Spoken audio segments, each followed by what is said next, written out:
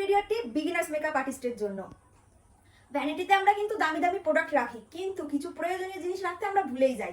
তো আজকের ভিডিওটি বিগিনার্স মেকআপ আর্টিস্টদের জন্য। এটি কিন্তু খুব হেল্পফুল একটি ভিডিও, অবশ্যই তোমরা লাস্ট পর্যন্ত দেখো। আর তোমাদের সুবিধার্থে এই ভিডিওটাকে আমি পার্ট করে ভাগ করেছি। আজকে হচ্ছে পার্ট 1। তো ফার্স্ট অফ অল তোমাদেরকে ভ্যানিটিতে রাখতে হবে একটি স্যানিটাইজার। আর এই স্যানিটাইজারটা কিন্তু রাখা খুবই প্রয়োজন সেফটির জন্য। কোনো কিছু কাজ করতে গেলে অবশ্যই আমরা আগে এই স্যানিটাইজারটা ইউজ করে নেবো। তোমাদেরকে রাখতে হবে একটি ফেস রেজার, দেখে নাও এরকম, যেটা কিন্তু তোমাদের খুব প্রয়োজন। কারণ অনেক ব্রাইড এমন আছে যারা কিন্তু ভালো যেগুলো আমাদের মুখে থাকে সেগুলো কিন্তু রিমুভ করে না, যেটা মেকআপ করতে গেলে কিন্তু অনেক সমস্যা হয়। তো তোমাদেরকে সেকেন্ডলি রাখতে হবে এরকম একটি ফেস রেজার। তোমাদেরকে রাখতে হবে কিন্তু একটি অ্যালোভেরা জেল। এই ফেস রেজার ইউজ করার আগে মাস্টলি কিন্তু এই তোমাদেরকে এই অ্যালোভেরা জেলটা ইউজ করে নিতে হবে। ফোর্থ, তোমাদেরকে রাখতে হবে একটি ড্রাই টিস্যু। দেখতেই পাচ্ছ এরকম। কেন রাখবে?